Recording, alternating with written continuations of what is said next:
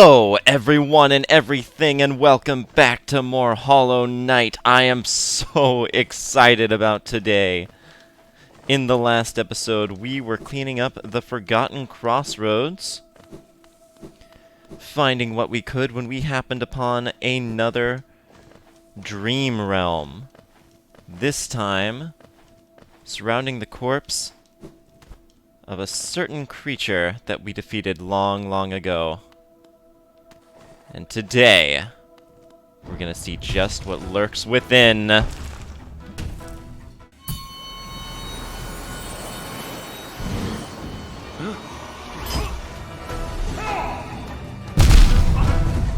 bigger!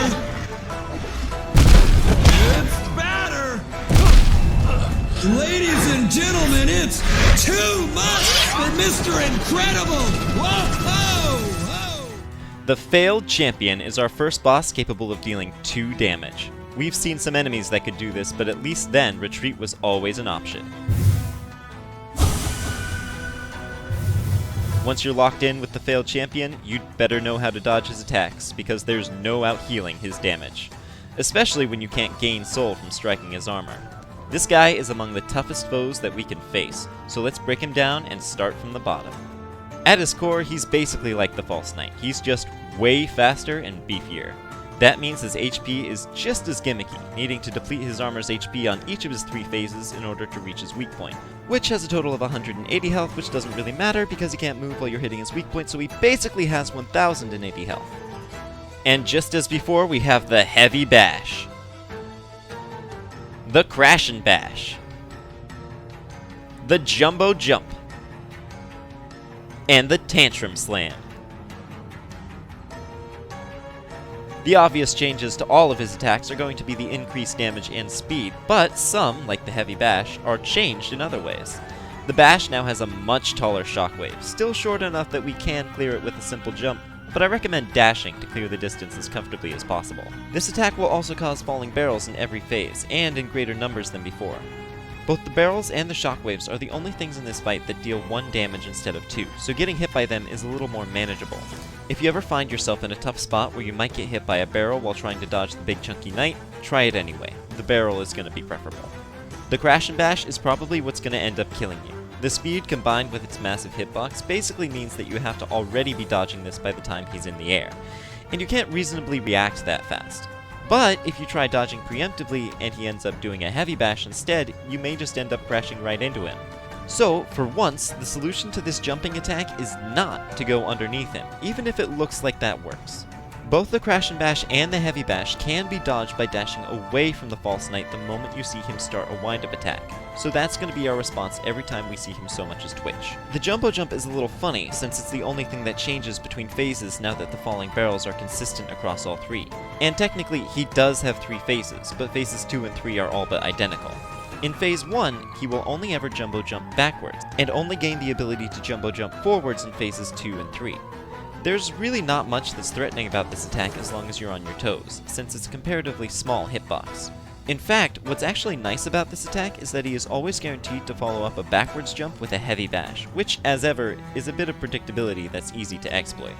His final attack, the Tantrum Slam, is almost completely unchanged from his old version. He still only does it immediately after getting up from being stunned, and he always does it from center stage. The biggest difference here is that we now have the ability to launch some soul at him while he's flailing around. Now this guy is tough with a capital T, but there are a few quirks he has that we can exploit to turn this fight to our favor. Firstly, do not even think about trying to keep your distance. I know playing keep away and launching barrels at him sounds tempting, but his Crash and Bash attack is simply too fast. And those Heavy Bash shockwaves get harder to dodge the farther they travel. You want to stay right in his face so you always know exactly where he's going to be. As I said earlier, both of his main attacks can be dodged if you dash away as soon as you see him start a telegraph animation. Once dodged, get back in there and keep wailing. Now, as for healing, do not even try it if he's up on his feet. It's absolutely not worth it. However, there's a neat little trick you can use while he's down to heal as much as you could possibly need. Normally, he'll get back up if he's not struck within a few seconds, but if he is struck, that timer will reset, and he'll dutifully stay on the ground like a good little maggot. This counts even if you don't hit his head. So, you can whack his armor, heal, and repeat. Low on soul? no problem. In between whacks to his armor, just hit him with your Dream Nail and get as much soul as you could need. Play it smart and keep your strikes to his armor frequent, and you can turn these gaps between his phases into completely risk-free breaks, as good as a hot spring. A bit cheesy? Sure, but you gotta do what you gotta do. And right now, what we gotta do is show this bug who's really the strongest. The Failed Champion is probably the hardest boss we will fight for a good long while. And I have to let you know, I have not been playing this game for even longer. It's been months since I recorded the last episode that you guys saw, and I am heavily out of practice. And I don't even exactly remember all the advice that I gave myself on that bio that we just watched. So hopefully we can just kind of take this down. Maybe not. But that's okay, because there is something I wanted to show with this area outside. We've got these two maggots here. Hold tight while I get them gathered up against a wall. What's really useful about not killing them is that you can gather up a full cache of soul before delving back into the fight here. So that is a helpful tip for sure. It's also really easy to get back into the action here. Now, as I said before, we are going to be cheesing this pretty significantly by cheating a little bit and making use of his stagger stats. Or not stagger stats, but ow. So basically all we need to do is get from phase to phase, and we will be just fine. And oh, I'm not dead yet. I'm not dead yet. For some reason I thought I only had 6 health. Actually, using soul would probably be helpful. Come back. Dash away, come back. Dash away, come back. That's all there is to it.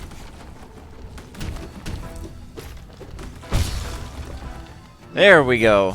Got him down 1. Gonna have to be a little careful about this because... There we go. Oh, shoot. Let me down. There we go.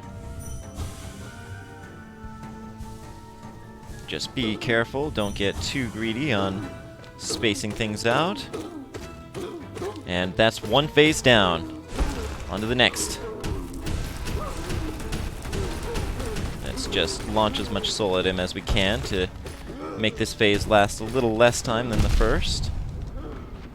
Every subsequent phase after the first should be a little easier. Obviously we have more falling rocks to deal with, but we also have less HP to worry about.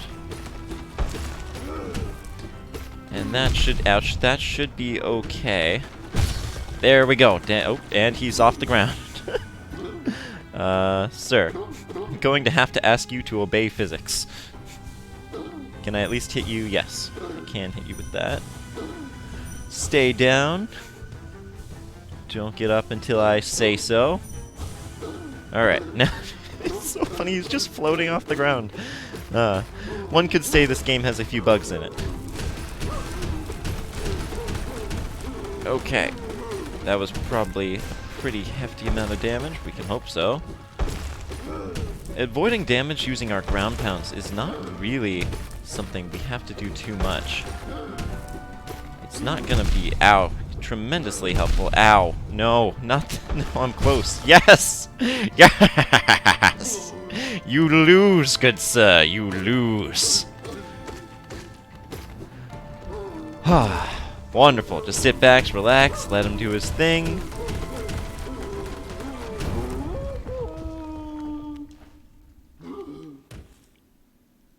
And you think about that next time you come back to life, okay? Good fight.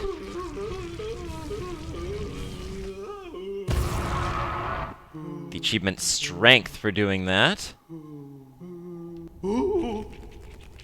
Hold on, gonna gather this guy on this side so I don't lose him. I wanted it. The strength to protect others. when I saw that knight sleeping safe in his big armored shell. It wasn't madness that drove me to it, I just wanted it. But in the end, if strength cannot save you, then what can? Once again begs the question of what exactly those dream rematches are in a literal sense. So taking out those maggots fills our entry here. Consisting mainly of sweet fat, these helpless creatures make excellent provisions on long journeys. Best roasted over open flame. If they try to bargain for their life, just ignore them. They have nothing to offer. Weakest members of the kingdom, generally looked down upon and forced to do menial labor. So we see that this maggot stole the armor from something much larger, much more powerful than him, and used it probably in order to defend his friends. And so my personal theory about what exactly the failed champion is, as far as like what exactly we were seeing in the dream, is that was the full strength of the creature that he stole the armor from. Probably as strong as he hoped to be just by taking the armor. Back here, I did say I hope I never see this lady again, but... Ah-ho, I'm sensing new power about you, one that'll crack the rock beneath us. A useful thing for one looking to travel ever deeper. My third uncle used to possess similar abilities. He also possessed a ferocious temper. Oh, what a dreadful combination. It's possible that we have met her third uncle up in the Crystal Peaks, and by met, of course, I mean destroyed and stole the power of, but who's keeping track, really? So you may be wondering what we're doing back here, and that is because there is a tremendously well-hidden secret tucked away at the top of this mound. Okay, alright, hang on. I know this jump can be made. I thought this jump could be made. Okay, ignore that. That didn't actually happen. Now, to talk about charms. We got quite a few charm notches that I did not make use of after last episode, and this brand new glowing womb charm, which I don't believe I talked much about. I'm going to go ahead and throw it on, just so you can see what it does, but I will go ahead and say this is one of my least favorite charms in the game.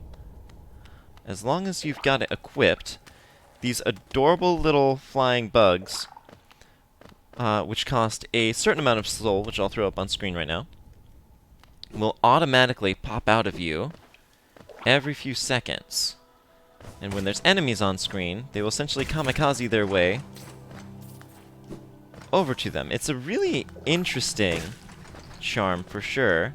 It can make exploring a lot easier. My biggest problem with it is the fact that it uses soul and makes it harder to get soul, because a lot of the enemies that you see around are just going to be taken out before you even reach them.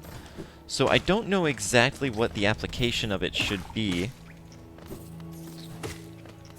but they are adorable, and there's no denying that. Let's check in on the Grub Father, see what's about over here. Get ourselves a bunch more Geo for the road ahead. One can never have too much.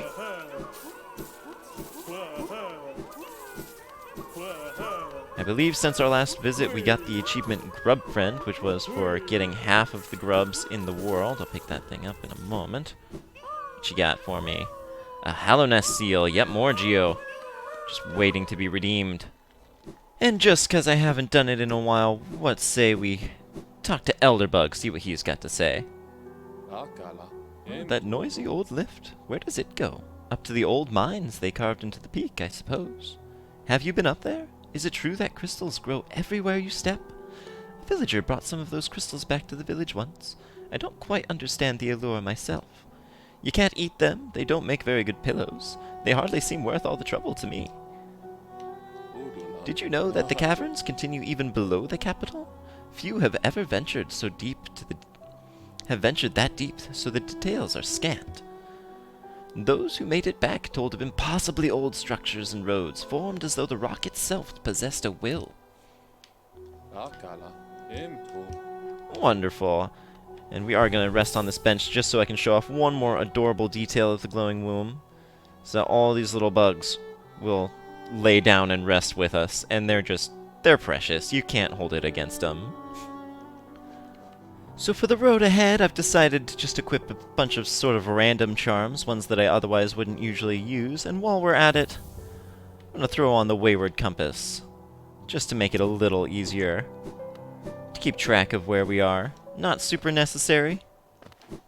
And since we got another massive payload of soul for defeating the failed champion there, why don't we go check in on the resting ground, see what our next reward is. I have a feeling it's a good one. Ah, Wielder, you've returned. Let me have a look at the dream nail. So you already have 700 essence. I wonder whether the dreamers are watching you as you work, or even that old king. That lock of theirs, desperate but clever. I wonder how long they thought it could hold. I hold no disdain for them, though. As history goes on, I grow numb to its repetitions. Take your gift and continue collecting essence. Once you have 900, come back and visit me. Another soul vessel. Nice. Do we have 900? Yes, we do. The Dream Nail now holds 900 essence within its core. Are you surprised that this old kingdom has so many hidden dreams? Yes, you're starting to see them. The connections between us and the dreams we leave behind, like prints in the dust. The time has come for you to learn how to revisit the places connected to you. Hold the Dream Nail tight, Wielder, and imagine a great gate opening before you. Now this is a good thing. We've mastered the Dream Gate. Hold down while using the Dream Nail to set a Dream Gate. Hold up while using the Dream Nail to travel to the Dream Gate.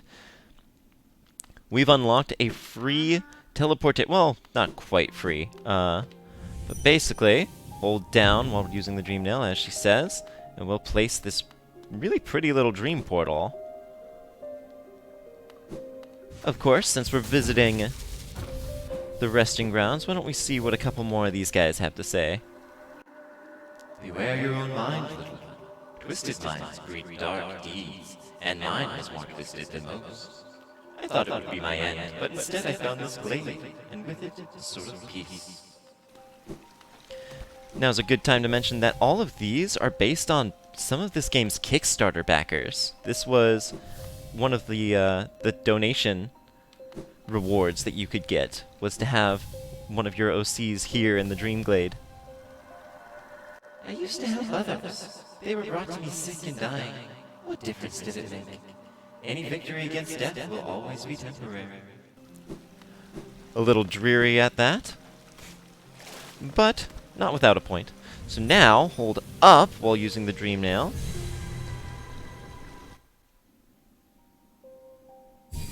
And we can pop right back here. You can see that that cost us exactly 1 Dream Essence to use that teleportation. I don't know why they bothered.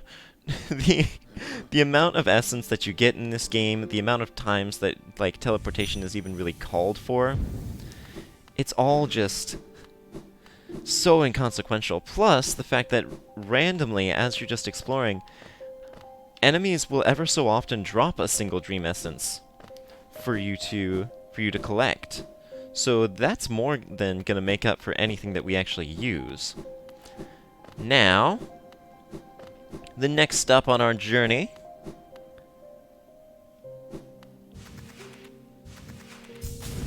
down below Zero's grave and off to the right, you may remember we found a very particular elevator that I completely ignored. So let's rectify that, shall we? And find ourselves back in the City of Tears. This time pretty far off to the right there, it looks like. Where we get more fantastic music. We got another entry. Let's see what that one says. Oh, that must have been the first time I beat him, not... Okay, yeah, the first time I beat that, not the 25th or whatever it's gonna take. That's alright. Alright, head up top first. First port of call. It's gonna be above us.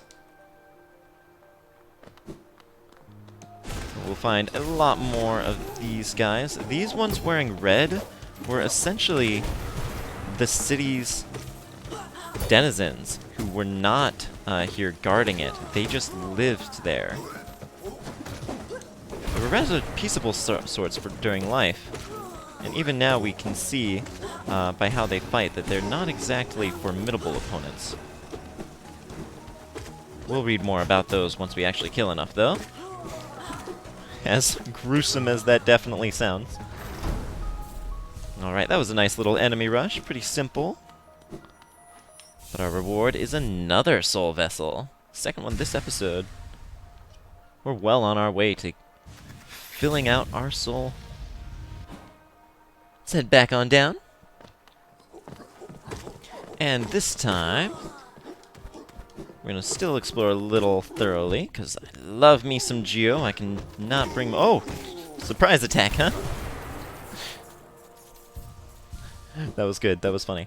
So now, just down this way, we're going to find one of the landmarks that I feel like we're going to frequent the most. Oh, bye.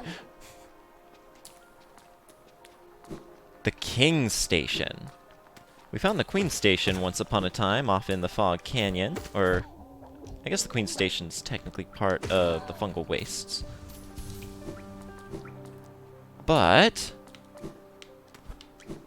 now that we've discovered a new station, let's find the stag. Here we are. And see what he has to say about it.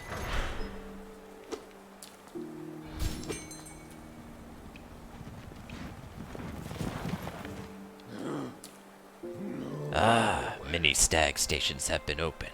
Again, I can travel the breadth of the kingdom. So many grand thoroughfares and old sideways I'd forgotten. Somewhere amongst the lines lies the Stag Nest, the place where I was born and raised. I'd thought its location lost to my failing mind, but now I can almost remember the path. If you keep opening stag stations and beckoning me through them, perhaps I'll find that nest. Ah, I would like that very much. Well, anything we can do to return the favor. Let's see exactly where we're at these days. So it looks like we got a little ways to go until we can actually reconnect our map.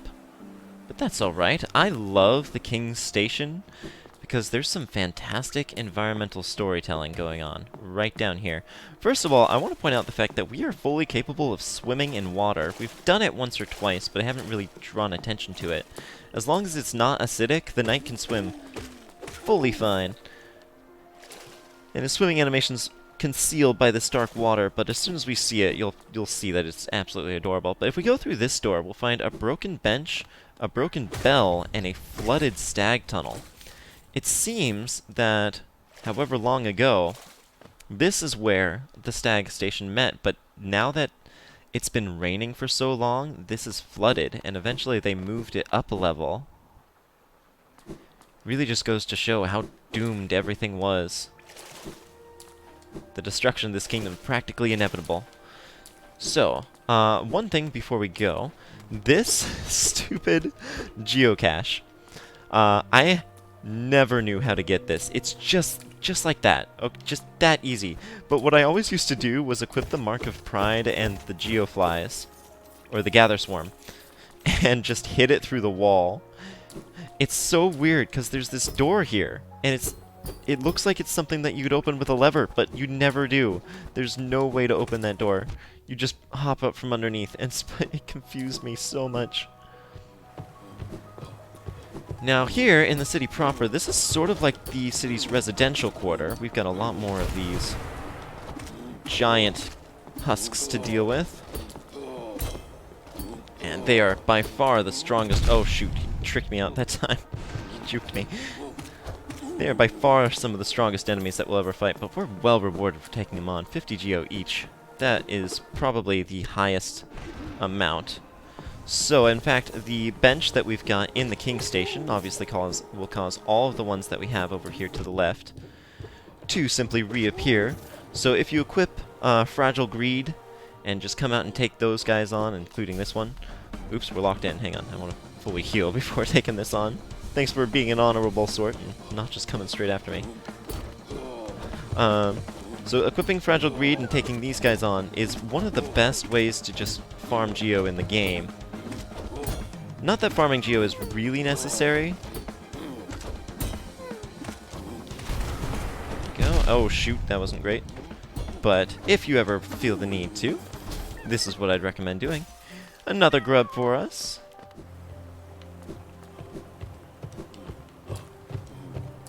There's a lot more to see as far as the doors go. Here's one surrounded by flowers. There's some more locked ones up above us. Actually, there is one I want to go through. Let me go find it. So vertical. Only a bug would live in a city where you have to climb, essentially. So this door has a lock. We only have one key right now, and I need it for something else. So unfortunately, we're not going to explore that just yet. But come in through here, we have a lot more of those residents. And if we explore the back wall here and jump, you'll find a secret back passage with this giant golden one. This is, I believe, called a glorious husk. Glorious, glorious, yes, you're beautiful, I'm beautiful, my light is the only true light, follow me. Well, I only follow one thing, and that's my own greed. Wow, he has a lot of health. Probably more than some bosses. Dropped 420 Geo for us. There is beauty in many things. Reflections of light in water, the taste of freshly killed meat, the cry of a hatchling for its mother. I have never understood the lust for metals and stones, though. These city people were hoarders indeed. Very fond of money in all forms. But now, let's head across this main courtyard here. We're going to ignore that little lower passage and head across this upper one. Some elevators that I'm also going to ignore for the time being. Man, these guys are plentiful. We should have their entry in no time. And when we come to this side, we'll find a handy-dandy lever that opens up the central courtyard. Back again at the memorial to the Hollow Knight. Lovely. Just off to the left of that, now would be a great time to pay another visit to Lem. Because we have found so many things. Oh, Paul. Another Wanderer's Journal. I might not offer a lot for each, but they're plentiful about the caverns, and I doubt you'll find another willing to make trade for Geo. A Wanderer's Journal. Yes, yes, I'll add it to the pile with the others. I don't know when I'll get to decipher this one. It's long, hard work translating the many languages of the bugs that explore these caverns. And I believe that's an exhausting dialogue. Oh, Paul. You've a knack for finding these. Corpses must be frequent on your journey. No doubt your nails created many more.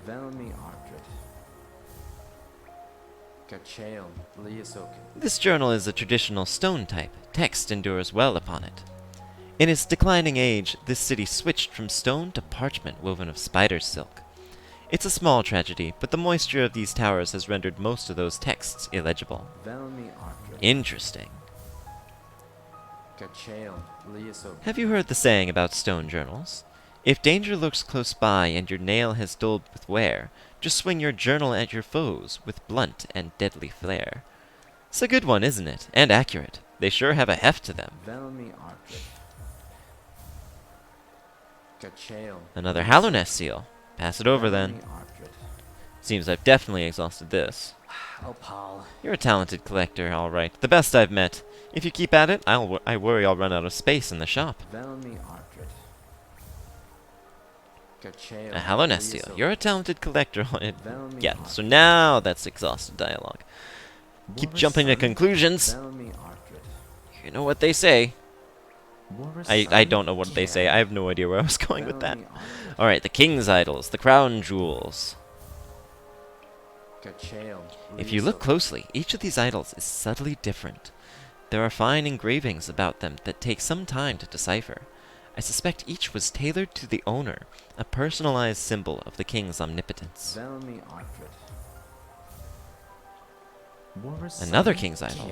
Have you visited the remnants of his palace? It's down below this city, in the bedrock of the kingdom. Must have been an impressive sight in its time. Now there's nothing left. It's a strange thing, though. There are no signs of conflict around the area. It's as though the whole place just vanished. A king's idol. I've often wondered the true visage of the king. Depictions are an imposing, gleaming figure and a fiercely horned crown. I suspect there's more embellishment in the imagery, though. A ruler seeking worship tends to hide their blemishes. It'd do no good to appear a common bug. All done with that. Now for what I actually wanted to use the key on. It's this right here. Lem just mentioned the palace deep beneath the kingdom, and that sounds like as good of a direction to head as any. The Royal Waterways are a dark area. If you don't have the lanternfly, the Lumafly lantern, you will find this area much more annoying to explore. That is for dang sure. Always unsettling to hear those bellflies. Oh, there's one. But it seems there's a bench this way. Now we have a whole new slew of enemies that are going to be accosting us while we're down here. The bench is down below this, but I'm actually not going to head that way yet. Because off to the left, ow. Oh, jeez. He got big. These things are pretty much harmless until something touches them, at which point they'll grow larger and start bouncing around the room. Sometimes in a little bit of an unpredictable way. They are so tempting to just watch balloon up, though. It's one of the most just entertaining animations. Now sending them down towards the water. Oh shoot, hang on. So this is one of the most annoying things about this area. I'm gonna get a grub though, that's always good. Is that falling down here there's not a pit, there's no spikes, no damage, but there's water, and you're gonna have to swim pretty much all the way back. I'm going to learn the names of these things right after I kill this one. A pill flip. That's one of those ones, those long crawling ones. Flukemons. And Whorps.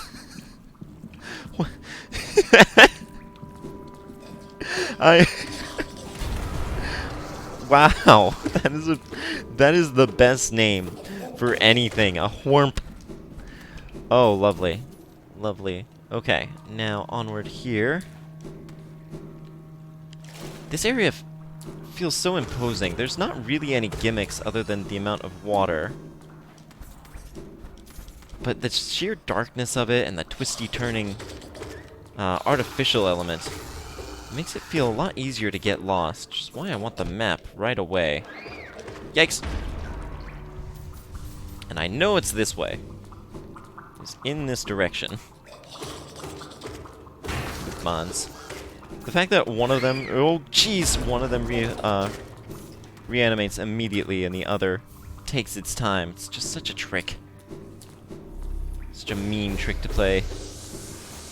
Okay, Flukemon. Over this way. Where are you, Cornifer? More whorps! Oh, there's a lot of them. I mean, I shouldn't just activate them all, but it feels like it'd be funny. They can't even reach me under this platform, so it's not even that threatening. Whorps!